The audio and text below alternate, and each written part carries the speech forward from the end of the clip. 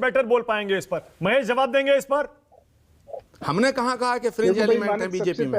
ये fringe element कहाँ से आते हैं, कौन पैदा करता है, ये बताएं। वर्मा जी बताएंगे। कह रहे हैं अभी बुलडोजर वर्मा जी की बात शुरू करी, तो मुझे लग रहा है कि बुलडोजर के नाम पर जिस तरह की एक इन लोगों का दुष्प्रचार है, उस दुष्प्रचार का जवाब, और आपके दर्शकों को ये पता चलना चाहिए कि ये जानबूझ के ऐसी चीजों को क्यों कहते हैं। सवाल यह है कि जिस बुलडोजर को लेकर सुप्रीम कोर्ट ने आपत्ति नहीं करी, जो बुलडोजर जो है आतंकी, आताई, दंगाई, आतंकवादियों के घर पे चल रहा, उस पर जो है कांग्रेस को क्यों आपत्ति? आचार्य प्रमोद कृष्णन जी को आखिर में क्या आपत्ति है? और जो सीआरपीसी के 82 और 83 के तहत एक मजिस्ट्रेट के वजह से वो कानूनी बुलडोजर ऐसी कार्रवाई करता है, उसके ऊपर आपको आपत्ति क्यों है?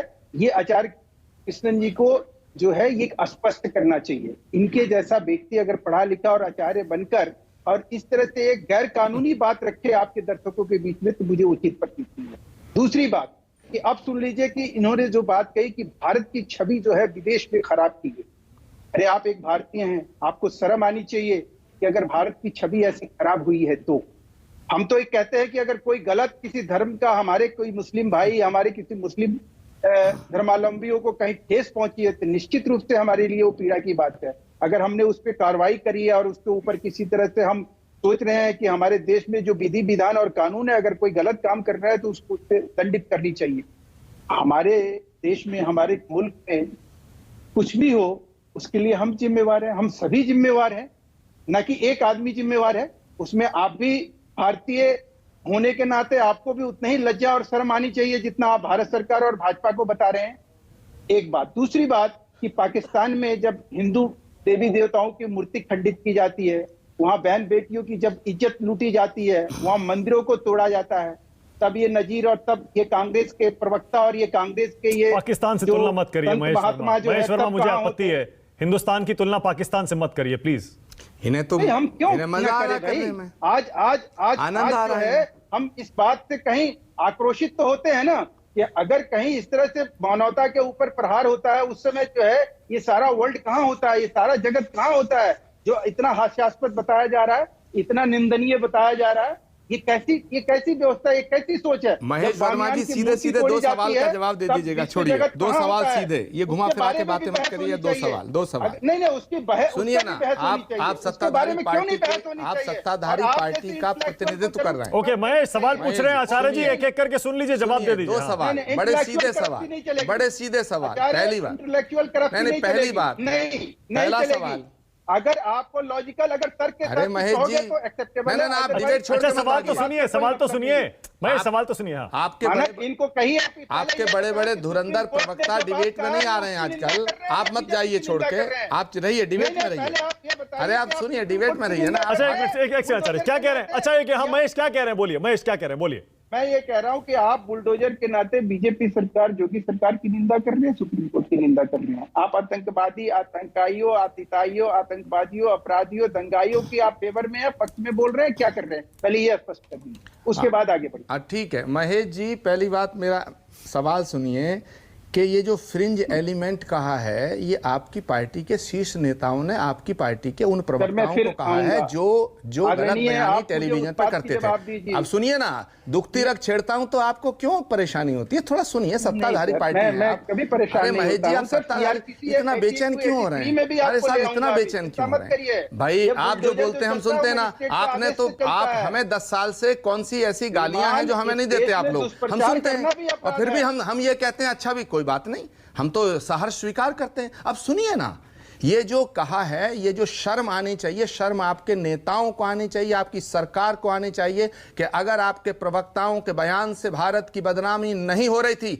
तो आपने अपने प्रवक्ताओं को निलंबित क्यों किया? और निलंबित करते हुए ये कहा कि ये फ्रिंज एलिमेंट है। तो शर्म आनी चाहिए आपको, शर्म आनी चाहिए आपके प्रवक्ताओं को, शर्म आनी चाहिए आपके नेताओं को, शर्म आनी चाहिए आपकी सरकार को। हमने नहीं कहा, हमने ये कहा है कि ये हमारे देश का विषय है। अगर विदेशी ताकतें हमारे देश को धमकाती हैं, हम अपने देश के साथ खड़े हैं। इतना शर्मिंदा होना पड़ रहा हमको। और अगर ये जस्टिफाइड करते हैं, आप अपने प्रवक्ताओं की बात को जस्टिफाइड करते हैं, तो फिर उनको निलंबित क्यों किया गया? ये शर्म होने वाली बात है। आप इधर उधर की बात मत करिए, इस पर जवाब दीजिए। ओके महेश बोलिए, हाँ महेश बोलिए, जवाब दीजिएगा। आचार्य प्रमोद कृष्णम, आप एक भारतीय हैं, आपके नहीं, मैं आपके मैं कब कह रहा हूं कि आप विदेशी हैं? मैंने भी आपको विदेशी नहीं माना। सुन तो लीजिए क्या कह रहे हैं। नहीं महेश जी, मैंने भी आपको विदेशी नहीं माना। नहीं, मैंने कब कहा कि आप पाकिस्तानी हैं? मैंने कब कहा कि आप श्रीलंकाई हैं? मैंने कब कहा कि आप चीनी हैं? आप सुन लीजिए। अरे मैं सुनूं क्यों? आप बात का जवाब नहीं दे रहे हैं, आप उल्टी सीधी बात कर रहे हैं। अच्छा सुनिए तो सही क्या कह रहे हैं। आचार्य प्रमोद कृष्णम, आप भारतीय हैं? नहीं, मैं भारतीय हूं या मैं लंका का हूं, ये सर्टिफिकेट आप देंगे मुझे? आप जवाब दीजिए ना। अरे महेश वर्मा जी, आप जवाब दीजिएगा। हमारी भी बात सुनिए, हमारी बातों को। अरे आप की बात सब बोलने दीजिए। हाँ थोड़ा मैं मुझे सिद्ध कर रहे हैं मैं भारतीय हूं या श्रीलंकाई हूं या मैं चाइनीज हूं। मैंने कब कहा कि आप पाकिस्तानी हैं? मैंने कब कहा कि आप अफगानिस्तानी हैं? मेरे सवालों का जवाब दीजिएगा। मैं भारतीय हूं या आपके कहने से भारतीय हूं? ओके, नहीं महेश को ही बोलने दीजिए। हाँ ओके महेश, बोलिए। मैं आपसे ये पूछना चाह रहा हूं आचार्य जी, आप जो बात कह रहे हैं कि आप मेरे और आपके भी कृत्य से, मेरे और आपका कृत्य भी कहीं अशोभनीय है राष्ट्रीय अंतर्राष्ट्रीय स्तर पे, तो वो सबसे पहले एक भारतीय होने के नाते हमें कहीं ना कहीं उसका जवाब देना पड़ता है। उसकी जवाबदेही आप गलत करें या हम गलत करें या बीजेपी के लोग गलत करें या वो कोई भी इस देश में गलत करे, वो सबसे पहले भारतीय। अगर किसी भारतीय से ऐसी कोई भूल चूक हुई है तो उसको कहीं सामने रख के हमें बात करनी चाहिए। आप तो ऐसी बात कर रहे हैं कि जैसे ऐसा लग रहा है कि भारतीय जनता पार्टी और केंद्र सरकार जो है जानबूझ के ऐसी चीजों को जो है कहीं करने जा रही है, कहीं बढ़ावा दी। एक नजीर पेश किया गया आपके यहाँ कहीं है? सलमान खुर्शीद ने 2017 में पुस्तक में क्या लिखा श्रीमान?